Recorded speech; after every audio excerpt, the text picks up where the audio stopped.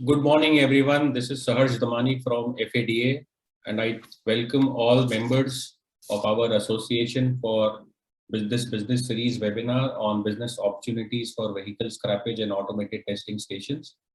We are doing this webinar with the help of Ministry of Road Transport and Highways, which has introduced the scrappage policy bill and is now rigorously looking for setting up vehicle scrappage centers and automated testing stations across the country. The PWC are the partners who are helping us do this webinar today. I will just give a brief agenda on what we have in today's webinar. We have Mr. Manish Raj Singhania, Vice President FADA. He will welcome all of us, all of you, as well as the participants. Mr. Amit Varadan, Joint Secretary, Motor Vehicle, MVL, Toll, TNIC, MoRTH. He will be giving a keynote and introduction to the policy. We will also have a presentation from him on the scrappage policy and automated testing stations. This will be followed by a Q&A session. So I will request all of you to kindly mention all your questions only in the Q&A box and not in the chat box. While registering, we had received a lot of questions from you. We have in the presentation which will come up, most of the questions are being answered. In case if anything is left over during the Q&A session, we will be taking all those questions. With this, may I now request Mr. Manish Raj Singhania, Vice President, FADA, to kindly welcome. Manishji, over to you. Good morning, everyone. A warm welcome to all FADA members who have joined this discussion on business opportunity for vehicle scrappage and automotive vehicle stations. So these were two very hot topics that we saw and were placed by our Honorable Minister, Mr. Nitin Gadkari, and lauded by the industry. And the industry looked forward for these two big things that were due to come to the automotive industry. So with the initiative of Mr. Amit Varadan, who is Joint Secretary MoRTH, and team of PWC, Mr. Kawan Mukhtar, Muhammad Athar, and Ms. Shruti Arora, we take this opportunity to introduce to our members what exactly all this vehicle scrappage is all about. How can basically we are all entrepreneurs, so how can we utilize this opportunity as a business opportunity and encash it and establish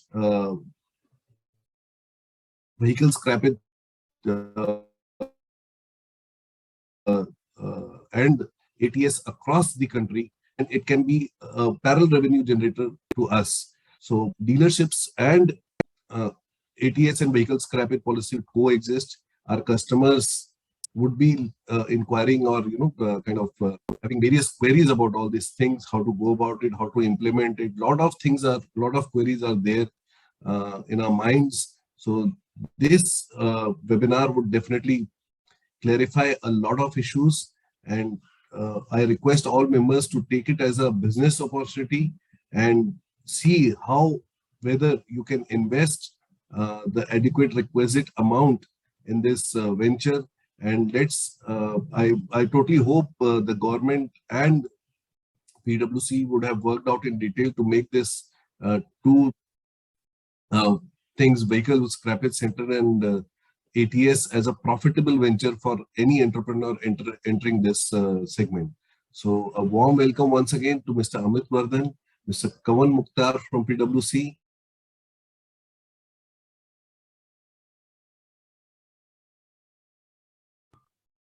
There's something which is beyond anyone's control. Okay, so I'll take it forward from here. Before Mr. Amit Varadan comes in and gives his keynote and also shares the presentation, let me introduce him to all of you once again. While he needs no introduction, but we will still do it. Mr. Amit Varadan is the Joint Secretary, Ministry of Road Transport and Highways. He is an IRTS 1989 batch, is presently working as JS, Motor Vehicle Legislation Transport Toll International Cooperation. in the Ministry of Road Transport and Highways from 27th of November 2020. He had earlier worked as Joint Secretary in the Department of Heavy Industry, Ministry of Heavy Industries and Public Enterprises. Mr. Amit Varadan holds a bachelor's degree in economics from St. Stephen's College, Delhi University, and a master's degree in economics from Jawaharlal Nehru University. He is also an MBA from the Faculty of Management Studies, Delhi University. Prior to his posting as Joint Secretary, he was Divisional Railway Manager, Secunderabad in Telangana. So, Mr. Varadan, we warmly welcome you on this FADA platform, and over to you, sir. Thanks a lot, Mr. Singhania, Mr. Damani, members of FADA, my colleagues from PwC, AT Kearney, and colleagues from MoRTH also who are on this platform. It is a great feeling to be here on this forum. We have been closely interacting with FADA in the past also, and I would like to compliment the association, the federation, that they have a very forward-looking vision of reforming things. So we are in close touch. We are undertaking several reforms in collaboration with this federation, and I'm very happy to see their proactive approach and positive approach for more and more reforms in this area. Now, today I'll be speaking on the vehicle scrapping policy. Now, you may have heard a lot about it.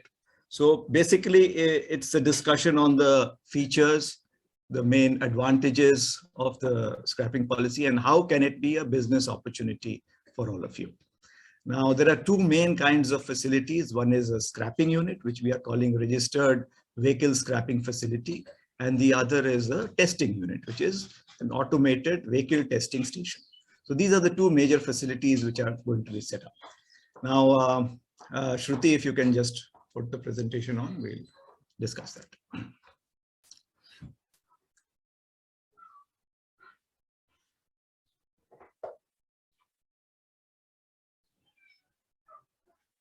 Yeah, next please.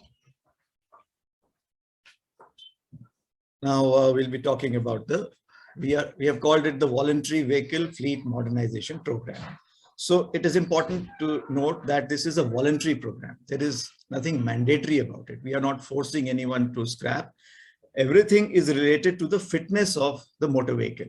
If a vehicle is rendered unfit, then it has to be scrapped. And there is a concept of voluntary scrapping as well on the part of customers. Now, why have we undertaken this program? What is the advantage? What does it lead to? You see, the older vehicles, as we are aware, they are highly polluting. They pollute the environment about 10 to 12 times more than fit vehicles, the newer vehicles, and they are also a risk to road safety. As you are aware, from the last year, 1st of April 2020, a higher version of Bharat stage, that is BS6, has been implemented all over the country. Prior to that, we had the BS4 regime, BS3 regime. Then there are motor vehicles who date to pre-BS years as well. So all those vehicles are around, and it is estimated that through the Vahan database, which NIC maintains, that there are more than 1 crore such old and unfit vehicles which are still plying on roads. So you can imagine the kind of pollution they create, the risks they pose to road safety. So they need to be by and by phased out and replaced with new vehicles. That is the core of the thing, you know. And we have figures that there are 85 lakh light motor vehicles and 17 lakh medium and heavy commercial vehicles which do not have a valid fitness and registration. Now, old vehicles have higher cost of ownership also over their lifetime because of their lower fuel efficiency, the higher maintenance cost. And even now, you don't even find spares for those old vehicles. We have conducted studies comparing the new vehicles with these older vehicles. What is the saving by shifting from the older vehicles to these new versions? For the segment of passenger vehicles, the saving is about 1,15,000 over a period of 5 years, if you take everything into account. And for a truck, the saving is more than 8 lakh rupees over a period of 5 years. So there is a substantial saving, and we are trying to make consumers aware also of this aspect in our interactions. Now, the newer vehicles have a far better safety standards. The design is much better. In the year 2019, tighter crash norms were prescribed. And then we are moving on with airbags and speed assist and reverse parking assist and a whole lot of new features. It's an ongoing exercise, and we are moving more and more towards global standards. So the newer vehicles will be far safer than the older ones. They'll be safer for the passenger. They will be safer for the pedestrians. So road safety is also enhanced using these newer vehicles. And the estimate is that air pollution can reduce by about 15 to 20% if we replace the older vehicle fleet. Now, today also there are scrappers, but they are in the unorganized sector. They are spread all over the country. Of course, they have a great reach, but they do not follow scientific methods of scrapping, and their operations are not environment friendly. So they need to be, there are two approaches. One, we are trying to set up formal units in the formal sector using these rules that we have published. And the other endeavor is to integrate the informal sector with the formal sector. How exactly, I'll let you know in some time. So keeping all this in mind, the Honorable Finance Minister introduced this policy in the budget of 2021-22. And the Honorable Prime Minister himself inaugurated the policy through a seminar that we held, through a summit that we held in Gujarat last year in Gandhinagar in August. So it has the backing at the highest level, and we are very keen to roll it out in a big way. We are moving in that direction, but we need your support to make it a very, very fulfilling experience for everyone. Next, please. So I've covered all these points mainly. The objective is to reduce pollution, improve safety, boost auto sector sales. Now, SIAM itself has conducted a study, and it has found that it will boost sales by about 30%. And employment of about 35,000 people may be generated due to this new scrapping sector. And it will improve fuel efficiency. I had already mentioned the savings that will occur to vehicle owners over a period of 5 years if they shift to the newer vehicles. Now, about the informal sector, which I mentioned earlier, our plan is twofold. One is that these informal units can act as collection centers for the formal units. There can be some kind of an agreement between the two, so that they can get, because the informal sector has a very wide reach, so they can supply those end-of-life vehicles to the scrapping units.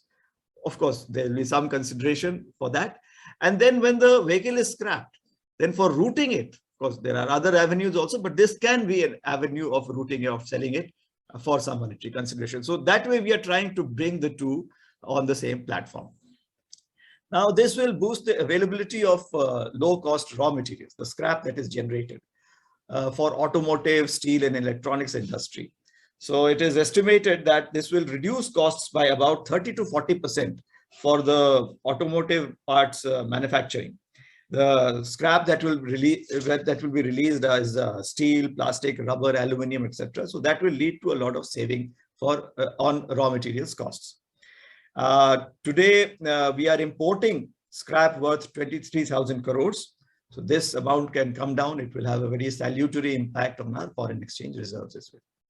Now, in the next few years, say 2-3 years, we are visualizing the establishment of about 40 registered vehicle scrapping facilities and about 50 automated testing stations. Next, please. Can we go to the next slide? Yeah. Now, as you know, my ministry is a regulatory ministry. No, please go back. Please go. Yeah. So we have issued 4 notifications, 4 final notifications. There are 2 of these are already implemented. 2 will be implemented from the 1st of April 2022.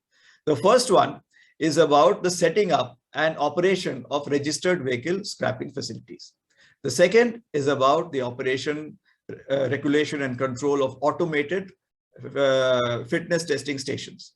Then we have issued a notification to increase the registration fee, fitness certificate fee, and fitness testing fee for old vehicles.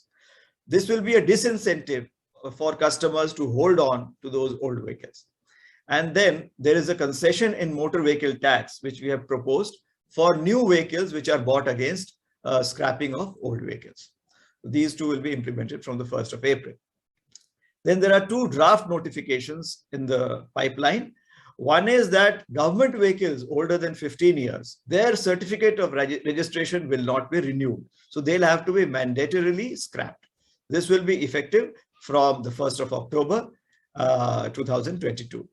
And then we have included a clause of mandatory automated fitness testing for heavy commercial vehicles from 1st of April 2023.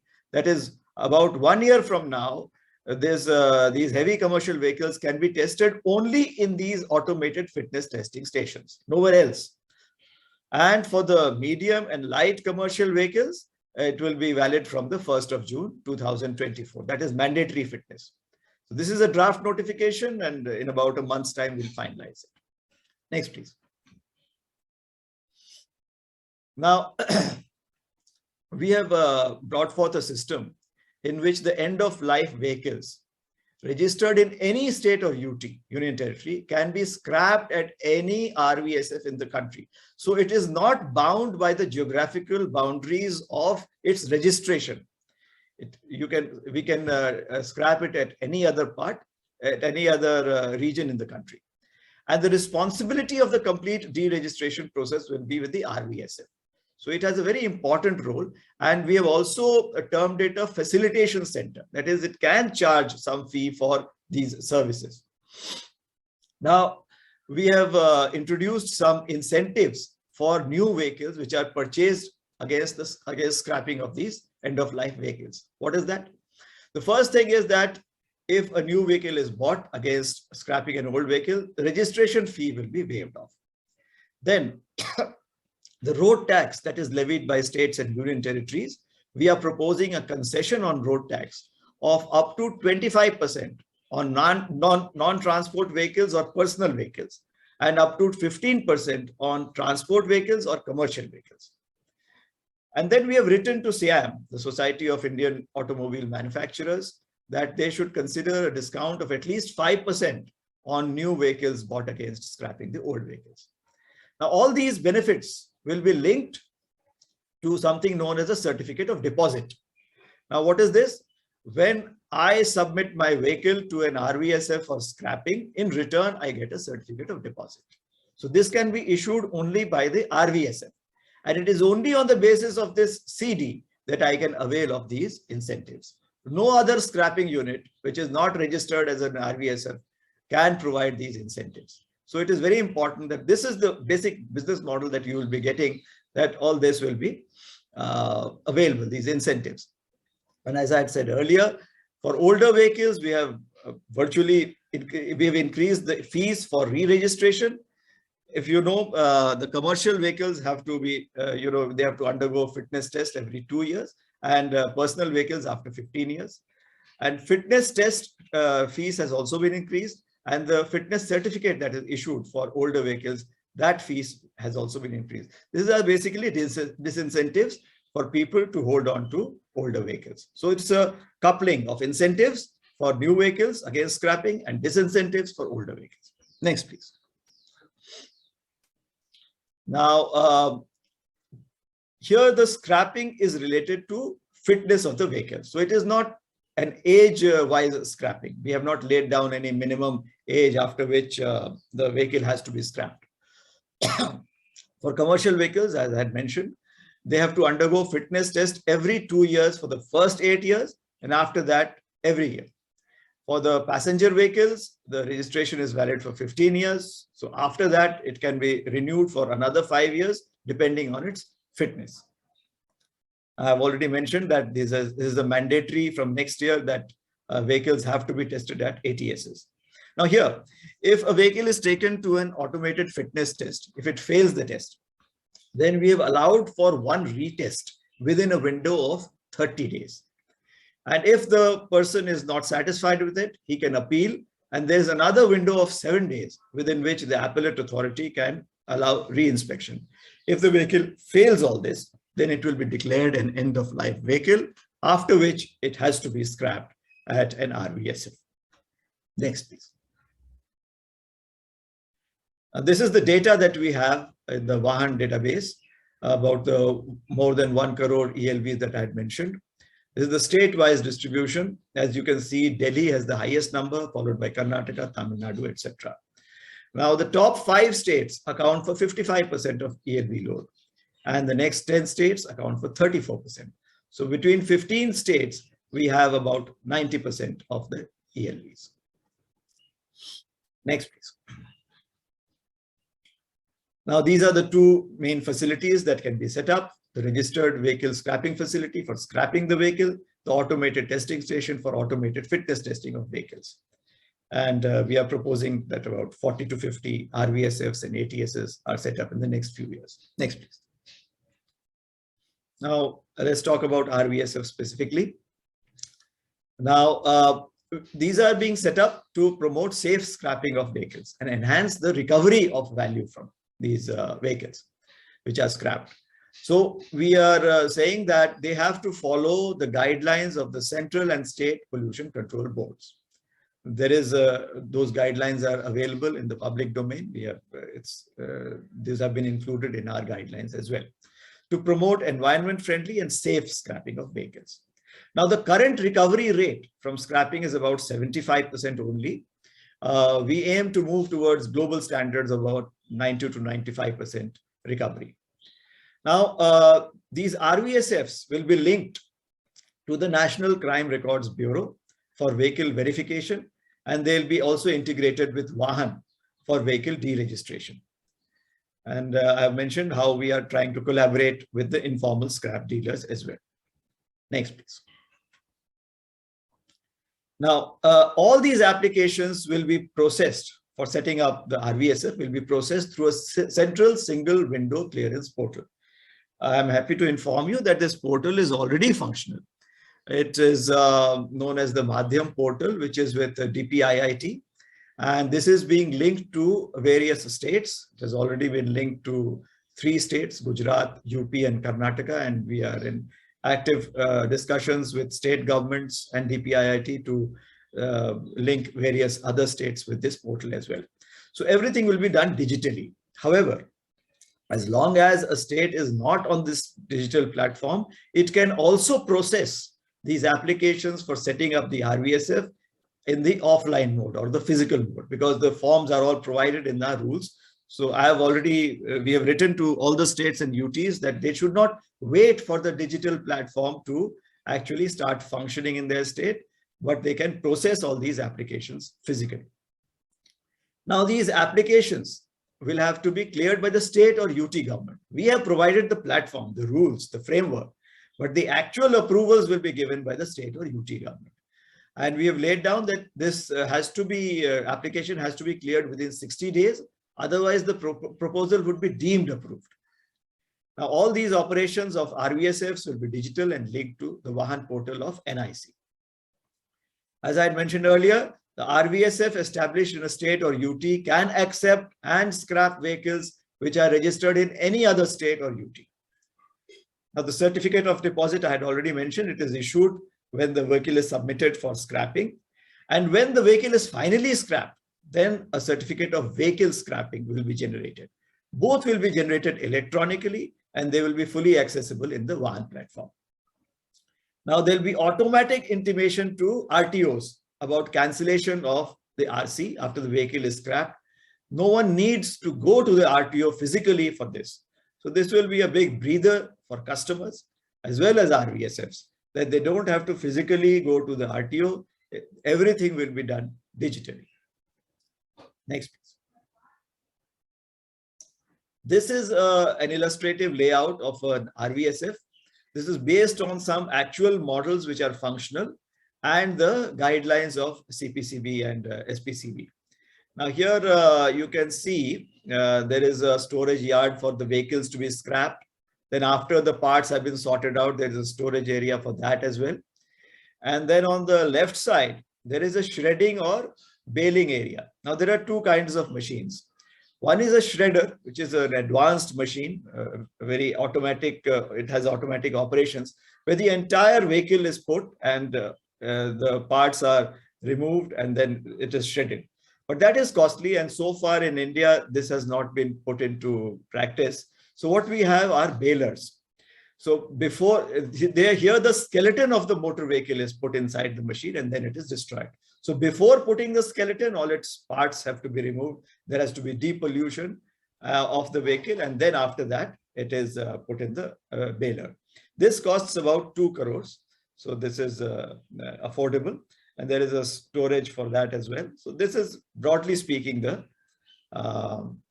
layout.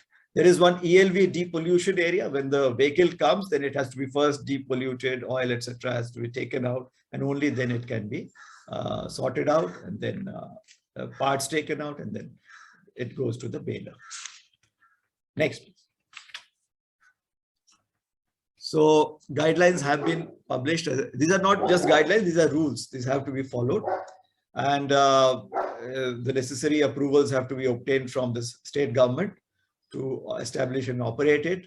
There are quality certifications of ISO, the quality management service, the environmental management system, the operation health and the safety, occupational hazard and safety regulations, etc.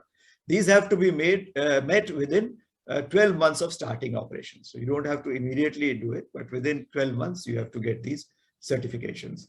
And you have to get a consent to operate from the State Pollution Control Board within 6 months of starting operations.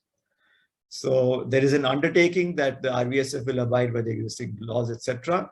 And there should be evidence of cybersecurity certifications so that it can be securely connected to the Vahan database. So at the outset, there should be an undertaking, and by and by this should be obtained. And there should be evidence that the Rvsf has access to the certified depolluting and de-risking equipment. Next, please. So applications are on the Madhyam portal. The processing fee is 1 lakh rupee, and there's a security deposit which is returnable of 10 lakh rupees. The state government or UT government will clear it within 60 days, otherwise it will be deemed approved. And this portal is used for all internal approvals from state agencies, labor, pollution, etc. This will also be used for inspection and audit of Rvsfs. The reports will be uploaded of that. Now, the registration certificate will be issued for a period of 10 years, and then there is a concept of renewal also. That is also possible for 10 more years. Next, please. At a time, 10 more years at a time. Now, these are the ELVs which can be acquired from various sources, the agents or dealers, from individuals, institutions. And the right-hand side, we show the usage of what happens after the scrap is generated. It can be directly sold to spare part shops, repair shops, or to scrap dealers or recyclers, or to steel mills or recyclers. If high value parts are removed, then there can be a warranty on that. So there's a service aspect as well. So this is the source on the left side, and the right side is the usage of scrap which emerges. Next, please. Now, these are the financials. We have looked at 2 types of Rvsfs, the small type with an annual capacity of 25,000 end-of-life vehicles. Typically, it will have a radius of operation between 100 to 150 kilometers. Now, we have not specified any minimum area for operation. This is only indicative that about 2 acres will do the job, 2 to 3 acres. The initial capital expenditure will be about 14 to 16 crores.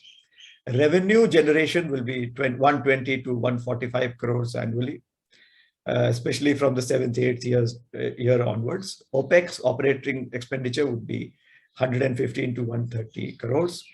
The earning before interest, tax, and depreciation allowance would be 5 to 10%.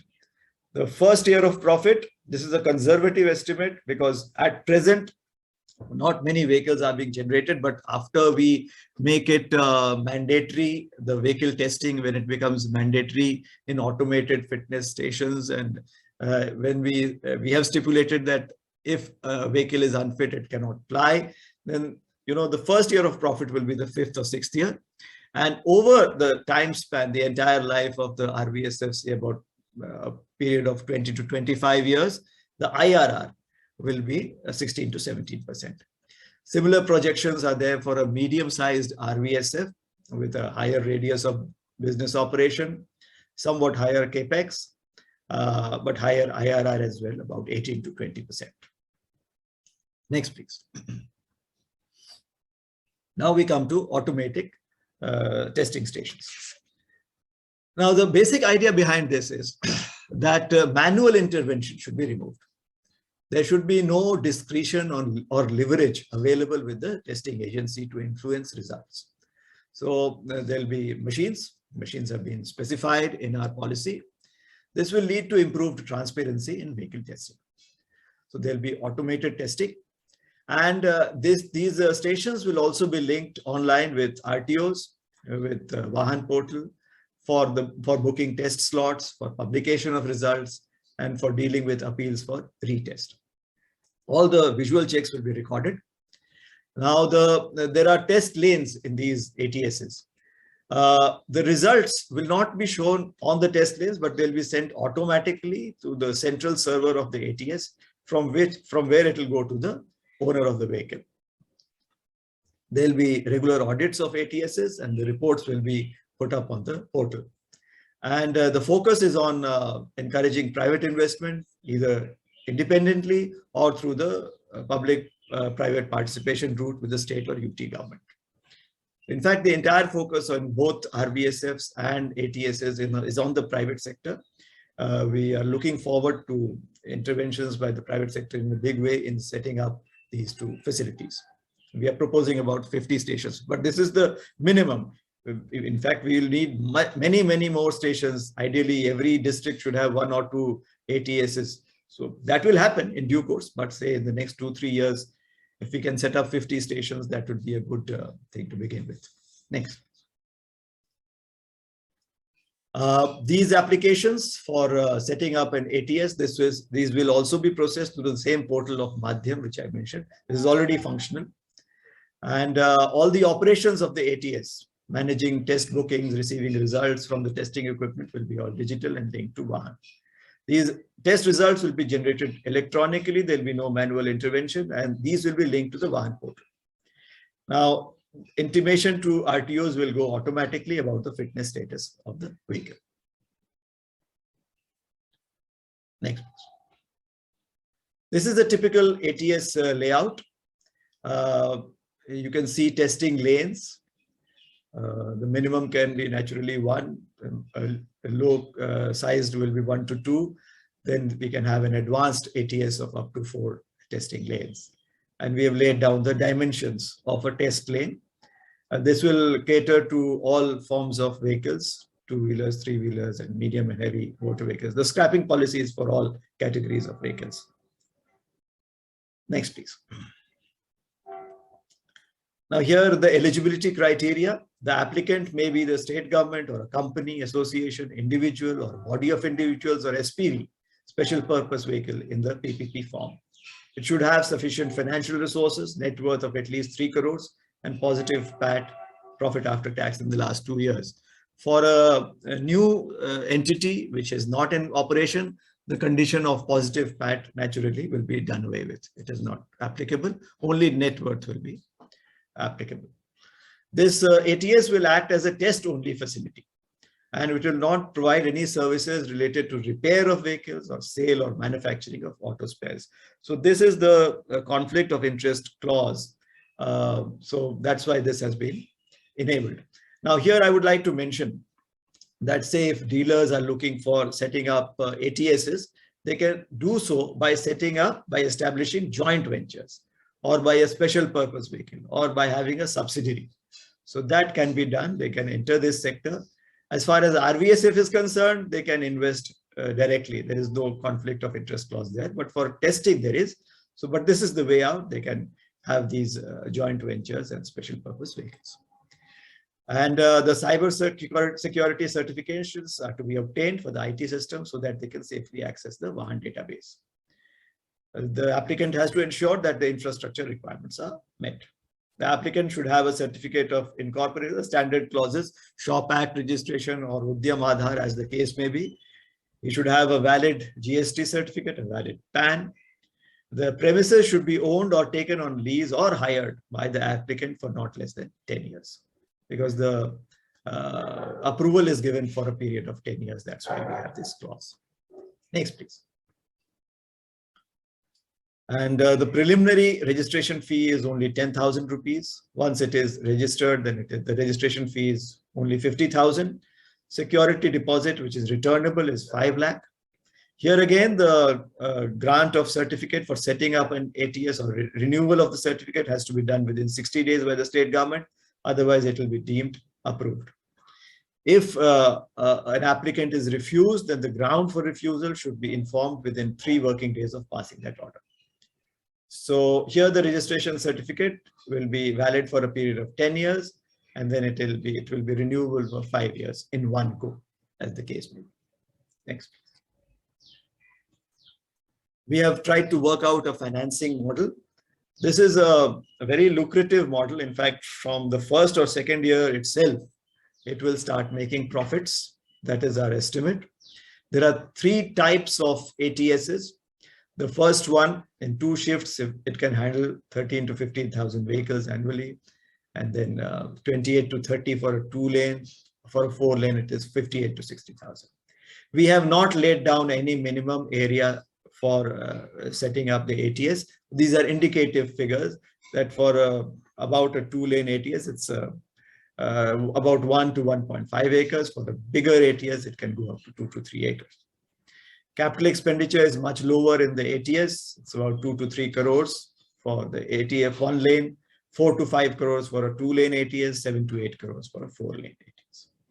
And here the EBITDA would be 35%, more than 35%. The PAT would be about, to begin with, in the first year it will be about less than a crore, and then it will grow as time, with the passage of time. The internal rate of return would be about 15%. Next, please. So these are the main features of RVSFs and ATSs. This sector is right now in its nascent stage. So this is the time to enter it and get the first mover advantage. I would urge you all to seriously think about these 2 business opportunities. These are very lucrative opportunities, and the sector will mature very fast. And things are moving fast in this direction. So I would request you to think about it seriously and come up and invest wholeheartedly in these 2 sectors. Thank you very much. Thanks a lot, Mr. Varadan, for such an extensive and detailed presentation which you have given to all FADA members. I'm sure it will excite most of them who are participating today. We will now have a Q&A round question, because I'm sure there will be a few questions which members may have in their mind. But before we start the Q&A session, I will like to introduce our partners, PwC, and the panelist for Q&A, Mr. Kavan Mukhtiar. He is the partner and leader, Automotive PwC India. Mr. Mukhtiar has 21 years of experience in advising clients across automotive value chain, including automakers, auto components, dealerships, and mobility service providers. His core expertise lies in automotive strategy and operations consulting, covering growth strategy, digital transformation, technology roadmap, product strategy, etc. He is recognized as a thought leader in the automotive industry and brings a global perspective, having lived and advised clients across Asia Pacific. We also have Mr. Mohammed Athar. He is partner capital projects and infrastructure at PwC. Mr. Athar has more than 15 years of experience in formulating strategy and development plans for industrial corridors, industrial parks, and SEZs, urban development projects, and has also worked across industries. Mr. Athar had earlier worked with Siemens for 2 years before joining PwC. He has extensive experience in public transport systems like metros, EVs, and transport-linked regulations. Along with him, we are also joined by Ministry of Road Transport and Highways Director, Mr. Paresh Goyal, and he looks after transport and IC. So we welcome all of you for this Q&A session. This session will be moderated by Mr. Manish Raj Singhania, Vice President FADA. So Manishji, I'll request you to take over from here. So, hello everyone once again. That was really an interesting session. Lot of queries that we have been having in our minds, and very deep insight what government is exactly thinking, and there were a hell lot of queries coming to us as an association, what the scrapping unit would be all about, how to function, how to apply. We have been attending to all these queries, innumerable queries, and this is really a thought-provoking session. And it really, the good part is, government has also worked about the financial break-even part also. That has also been taken care of. And I really think all dealers or all webinar get interested and see a good, healthy business opportunity coming up. Government has taken a strong initiative to get the unfit vehicles on the road, off the road, and have a very clean, healthy environment for our country. So that's a very good and strong initiative by the government. And as entrepreneurs, we should participate in this opportunity and take our country and our roads to a better future. Sir, Amitji, sir, first query that comes to my mind is still we see, Telangana, Andhra and Madhya Pradesh not on Vahan portal. Actually, a lot of things are linking up Vahan, and MoRTH is trying to make it seamless and with minimum intervention from RTOs and state transport departments. So how do we take care of these states, sir?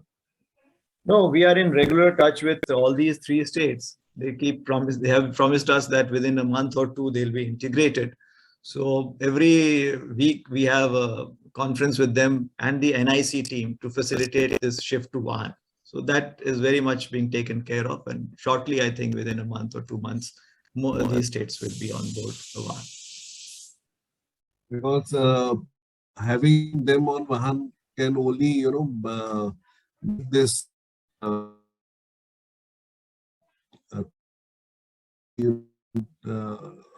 Manishji, will transparent for all. Manishji, your network seems to be a bit weak. If you can switch off your camera, I think you will be much more audible. Okay. Yeah. So couple of voices that are coming up in our QA PPT with our participants, sir.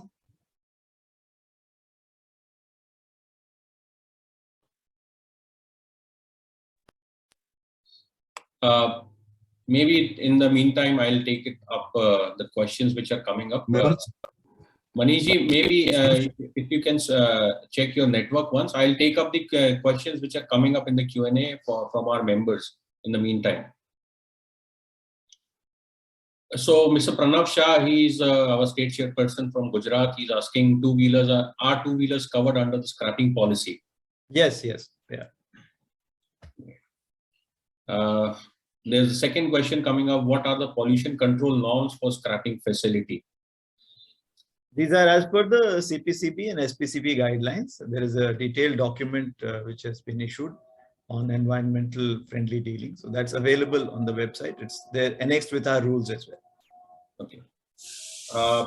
Towards the end, maybe Shruti, if we can mention the URLs of the portals which Mr. Varadan has mentioned, it will be helpful for all the members who are joining in.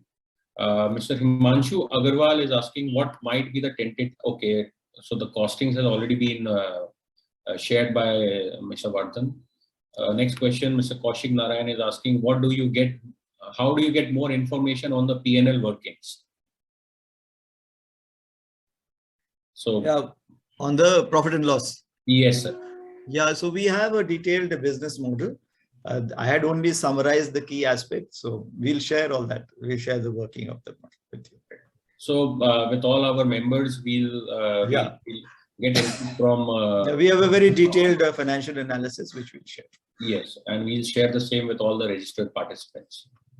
Mr. Sadashiv Mohan is asking, application to be sent with money or only basic application is to be sent. So Mr. Varadan has already clarified that an application amount of 1 lakh in terms of this has to be done. So that has been taken care in the presentation itself.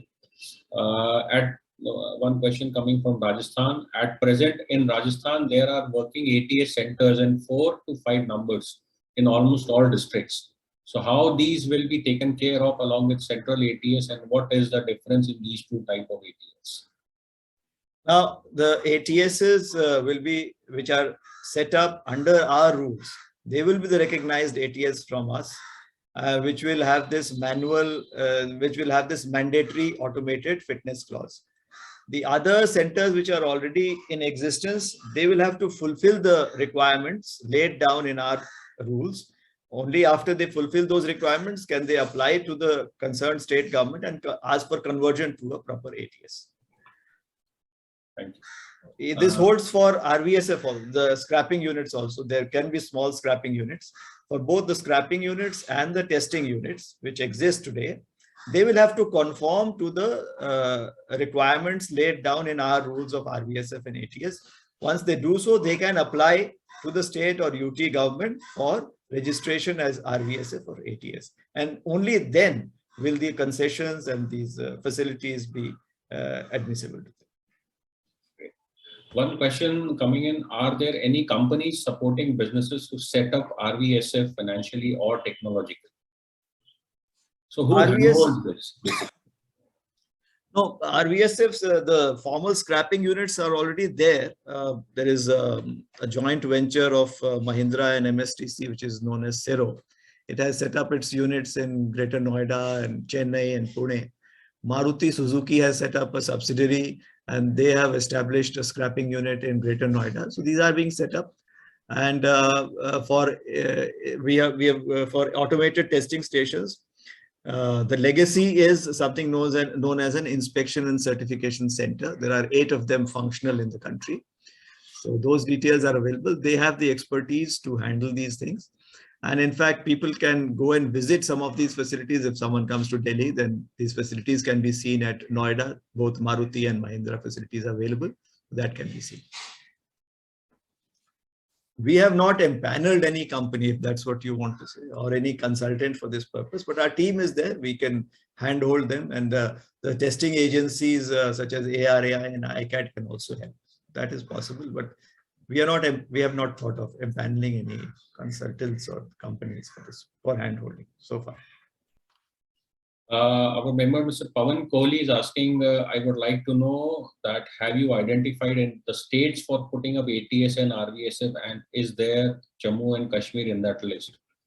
All states, all UTs can go ahead with this. It's not, we'll be welcoming more and more investment in as many states as possible. Okay, one question coming in from Mr. Aditya Machani. Any GST benefits when scrapping is done? No, not yet. Not yet. Again, detailed P&L and ROI sheets are being asked for. So members, this will be shared with all of you. And once again, I'll request all of you to only ask questions in the Q&A box and not in the chat box, please. Mr. Vatsal Gupta is asking, where ELV owners get incentives for scrapping in registered facility or in informal ones as well? Only in Rvsfs, nowhere else. Okay. Mr. Soham Mishra from Calcutta is asking, are there state-wise, district-wise limited number of licenses or open for anyone, any number of applications? It is open. There is no restriction.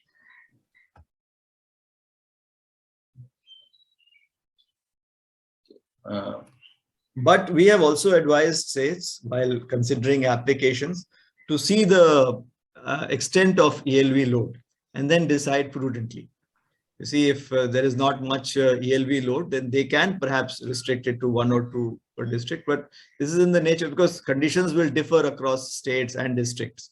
So that is a call which the state government will have to take depending on the ELV load available. But we have not stipulated anything in our rules. Mr. Varadan, because there are a lot of operational questions now also coming in terms of filing applications and all those things. If someone designated can be appointed from MoRTH in terms of taking up the queries, it will help a lot of members, because most of them are doing this for the first time.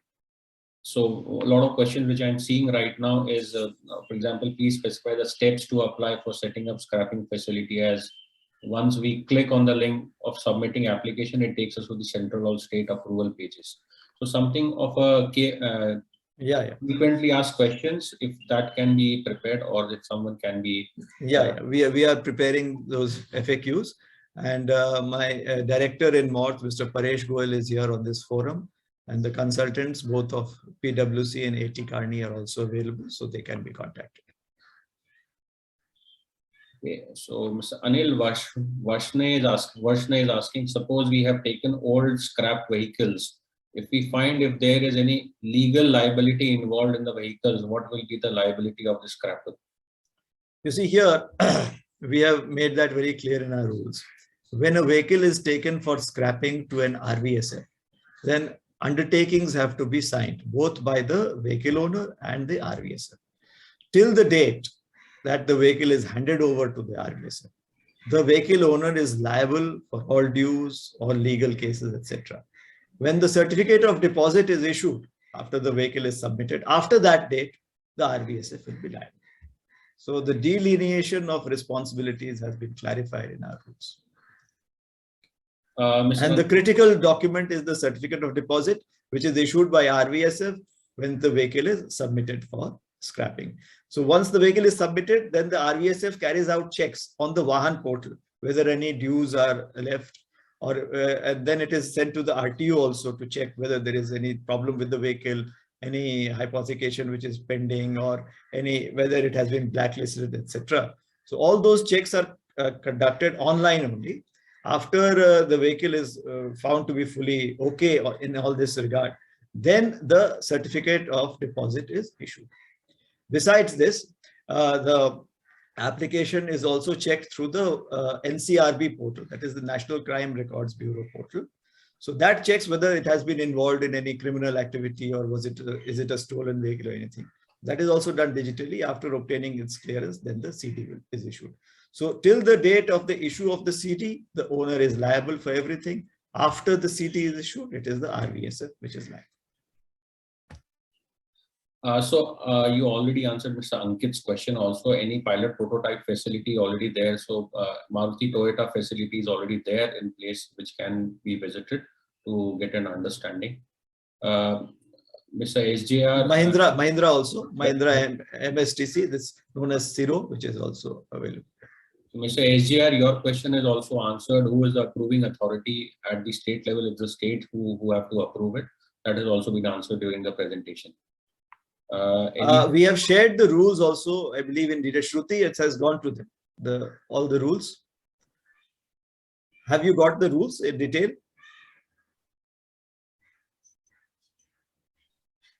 Shruti, you are on mute. Sorry, no, sir, we've not shared. We'll share them separately. You share all the 4 rules which have been published, sure. The Rvsf and everything. So please share it today itself, so that everyone gets hold of it. Sure. Okay. So most of the operational questions I am not taking, which are already been answered. What Mr. Dharmendra is asking, what are timelines for implementation of OEM's incentive up to 5%? So Mr. Varadan already told that they have requested SIAM on this. Mr. Varadan, you would want to share any further details if you have any? I don't have any inside information, sorry. I'm not privy to secrets of manufacturers. But I believe there will be enthusiasm, and I visualize competition among OEMs to provide this discount in due course of time. SIAM is very positive. There's no problem there. And they see likelihood of a major boost in auto sales. They have themselves carried out a study, and they say that auto sales will increase by about 30%. So they are gung-ho about it, and I'm sure they will extend discounts. So we at FADA look at this as a sunrising industry to come up with. Sure, absolutely. So Mr. Sadashiv Mohan is asking how to apply and what is the last date. Mr. Varadan has already said that there is no last date. We It's are in just starting. perpetuity. Yeah. We are just taking off right now. Yeah. Okay. Mr. Sabu Johnny, our state chairperson from Kerala, is asking the higher road tax will be actually going to reduce the luxury car industry with the scrapping policy. Any plans to reduce the road tax or all India one nation, one tax is what he is asking for. If they come in, only then luxury car industry will be helped by this scrappage facility. As I mentioned, there are concessions visualized in road tax or motor vehicle tax when you buy a new vehicle against scrapping the old vehicle. We've already issued the rules and states are implementing it one by one. The concession is up to 25% for a personal vehicle and up to 15% for a commercial vehicle. So the state government can pitch its concession at any rate up to that much. And more states are coming on board. Regarding one nation, one tax, there is no immediate plan as such, but in a limited manner for the government and private sector employees who have offices in at least 4 places in the country, we have introduced the Bharat tax, Bharat series registration, BH series. Yes. So uniform rates have been laid down for new vehicles across the country. And the advantage is that at present, what happens is that for personal vehicles, registration is for a period of 15 years. But in the BH series, it is for 2 years at a time. So this will help employees who are transferable.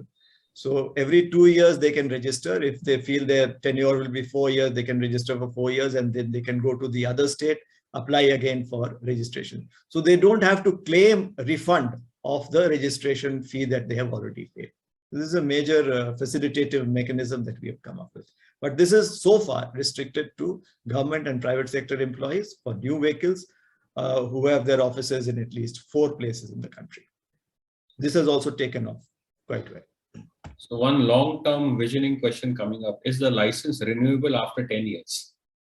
Yes, both licenses. They are not licensed, they are approvals, but yeah, they are renewable. License is a dirty word. Let's not use it. We'll read.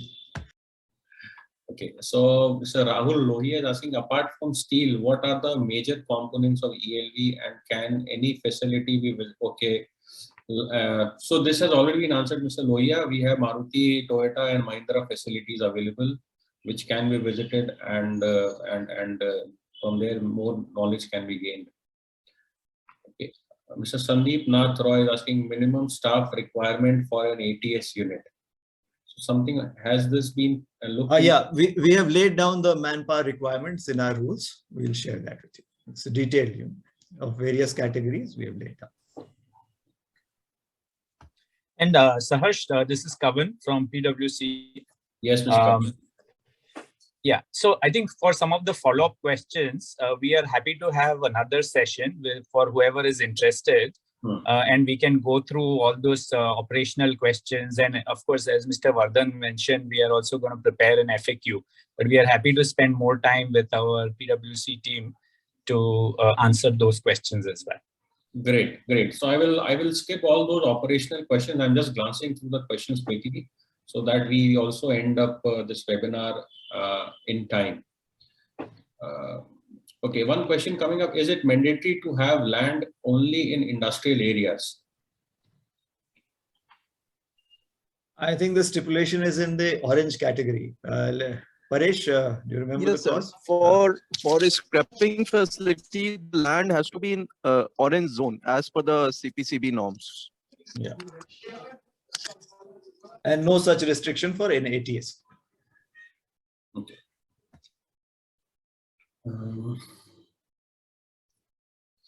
So just glancing through the questions, I am towards the end of this list now.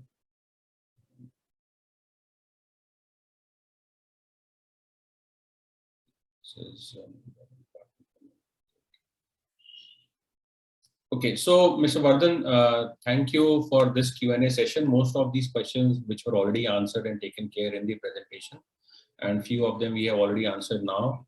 With this, the PwC team will also prepare a FAQ. We'll share the list of questions which we have received, so that a comprehensive FAQ list can be shared, will be shared with them, so that then the answers for that can be then shared with all the members who have participated and with all the other members of FADA who still show interest post this webinar. With this,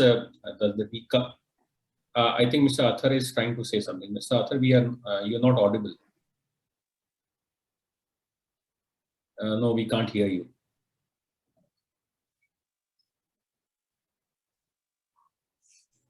No, we can't hear you, Mr. Athar. Saif, you're on mute. Okay. Looks like he's having some connectivity issues. Maybe you can just type it in, and we'll inform all the members. Or directly you can type in the chat box itself.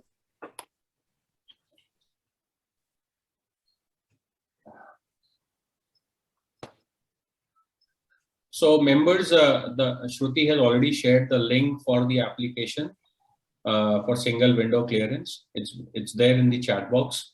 You can copy it and save it, and then at your leisure you can go through all the details from the link. So, Mr. Mukhtar, anything from your side before we end this webinar session? Yeah, I think Saif Athar has pasted his point. So if Saharsh, you can help read that out, then I have just one final comment from my end. Yeah, so any member who is interested in setting up Rvsf and ATS can share their interest to FADA, and we will be consolidating that list and sharing it with PwC and MoRTH for the next steps. Sure. That we have already floated to our members. Whoever is interested, we are compiling the data for the same. Sure. So final point from my end. So see, one thing we have to understand, one macro trend which is happening around the world on sustainability and environment, societal and governance, the whole ESG agenda, and not just the government, but even the OEMs will be committed to this, and therefore we believe that Rvsf as well as ATS is going to be a booming opportunity going forward. Of course, one thing which we should all evaluate is that you have to do your own due diligence for the location which you are planning to set up an Rvsf, because that's your target market in some sense. So like I said, follow-up session, we are happy to support with any questions, queries that you may have. And let's all be part of the agenda to make our environment cleaner, and also in the process, create more jobs and support industry and create wealth for all of us. So that's my just submission. Yeah. Absolutely, Mr. Mukhtar. Auto dealers are already doing on-the-job training and without displacing them, employing people at their local level. So that's something which they are already taking it up, and I'm sure with this upcoming business opportunity for Scrappage and ATS, more number of employment will be generated through auto retail industry. With this, I will now request our Vice President to kindly give the vote of thanks, and then we can conclude today's webinar session. So I haven't seen a more successful, apart from, as far as I recollect, the GST seminar that had happened initially. A lot of queries that come with the GST being implemented, and the huge number of questions coming up in our Q&A and chat box. It's phenomenal. So a lot of interest and a lot of clarification that the dealer fraternity needs. We are entrepreneurs by nature, and we really want to know what are the nitty-gritties of this business, and obviously where the profitability and when the profitability comes. So very interesting. I think, Mr. Amit, this shows very keen interest by the dealership community to invest in both the facility, the Rvsf, and as well as ATS. queries are innumerable, and if a detailed answers are prepared to all the queries, questions that have come up by PwC team, very helpful for all the entrepreneurs to understand clearly, understand the policy aspect of the these two initiatives by the government.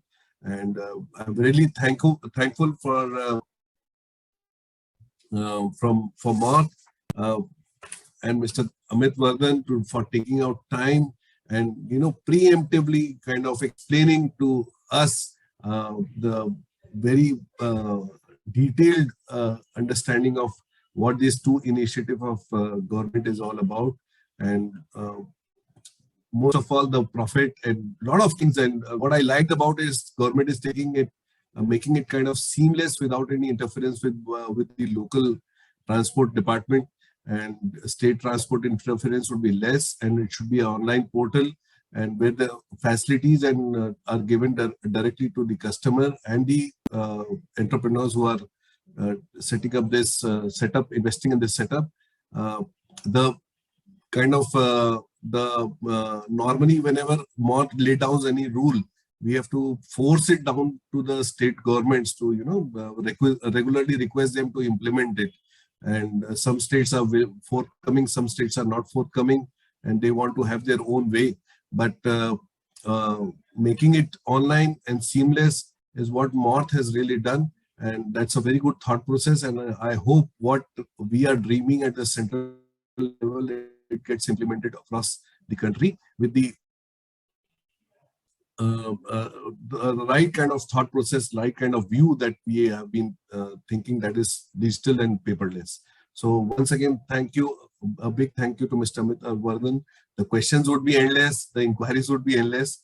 I would definitely feel like your office would be flooded by number of queries that will come from our members to understand this new venture. And once again, I say we are entrepreneurs, and we we understand where the profit lies and where the business lies. And these are the two initiatives where we see a good opportunity in business, and members will definitely go through whatever has been shown, what has been shared, and the queries will come up. And a lot of I think these two business opportunities would be encashed to for taking out time and making us understand of these two great initiatives by the central government. Thank you, sir. And I would the PwC team here, Mr. Kavan Muktia, Mr. Mohammed Athar, and Ms. Shruti Arora for kind of taking out time and explaining and cooperating with the government, devising them with the seamless kind of thought process implementation of these two initiatives.